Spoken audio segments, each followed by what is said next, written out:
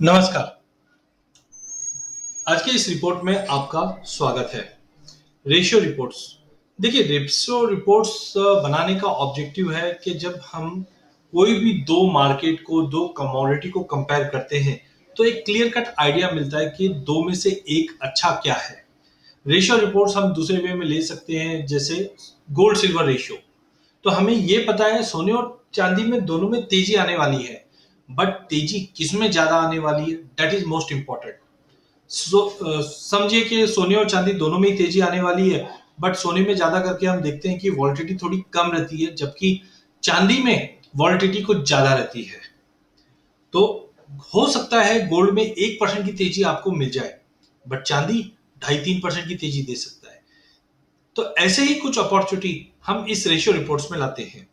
तो आइए आज के इस रेशियो रिपोर्ट में हम देखते हैं निफ्टी एमसीएक्स बुलडेक्स की रेशियो। देखिए, निफ्टी इक्विटी मार्केट को रिप्रेजेंट करता है, जबकि एमसीएक्स बुलडेक्स सोने चांदी को रिप्रेजेंट करता है। पिछले कुछ समय में हमने देखा कि निफ्टी और एमसीएक्स बुलडेक्स में काफी अच्छा कोरिलेशन बना हुआ है। जैसे कि हम देखते हैं कि यहाँ पे 2019 में हमने देखा ये रेशियो धीरे धीरे नीचे आ रही थी, और जैसे कि हम जानते हैं कि 2019 में सोने और चांदी में एक अच्छा उछाल भी था। बट जैसे जैसे इकोनॉमी पटरी पे चल रही थी, हमने देखा कि निफ्टी का आउट परफॉर्मेंस कंटिन्यू बना हुआ था। इनफैक्ट अगर हम अप्रैल 2019 से बात करें तो एकाएक हमने देखा इक्विटी में थोड़ा सा एक गिरावट था, लेकिन सोने चांदी में हमने कहीं ना कहीं बड़ी तेजी बनते हुए देखी, जिसके चलते अक्टूबर में ये रेशियो 0.8 तक पहुंच चुका था।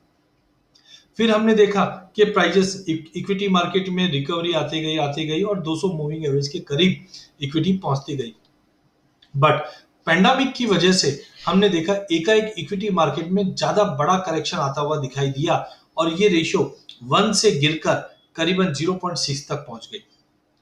हमें यहाँ पे ये पता चलता है कि ये जो पॉइंट था 0.6 के करीब का, ये पॉइंट काफी इंपॉर्टेंट था, क्योंकि ये मल्टीपल ईयर का सपोर्ट लेवल था। अब यहां से कभी भी ज्यादा करके हम देखते हैं कि ये रेशियो में उछाल आता ही आता है, और जब भी ये रेशियो में उछाल आता है इसका मतलब है निफ्टी आउट परफॉर्म करेगी। किसके मुकाबले? बुलडेक्स के मुकाबले। इसका मतलब सोने चांदी से ज्यादा निफ्टी में तेजी आएगी, और हम जानते भी है कि निफ्टी इक्विटी को, इकोनॉमी को रिप्रेजेंट करती है, और बुलडेक्स हमें अनसर्टेनिटी को रिप्रेजेंट करती है। तो हमने देखा जब निफ्टी में जून जुलाई अगस्त ऑनवर्ड्स तेजी बनना चालू हुई, तो मतलब वैक्सीनेशन आना चालू हो गया, कोविड का जो कंसर्न है वो कम आना हुआ, इसकी वजह से ये रैली आई और सोने चांदी में गिरावट बनी। बट हाँ, अप्रैल में हमने देखा कि प्राइजेस के अंदर अच्छा खासा रेशियो के अंदर अच्छा खासा गेन आने के बाद थोड़ा पुल बैक भी आया। यहाँ पे हमारा था सेकेंड वेव, बट प्राइसिंग हो चुका था, डिस्काउंट हो चुका था, इसकी वजह से कोई बड़ी गिरावट नहीं आई, और मीन रिवीजन करके हुए वापस ये तेजी का रुख दिखाया, और 1.3 का लेवल अक्टूबर में बनते हुए दिखा।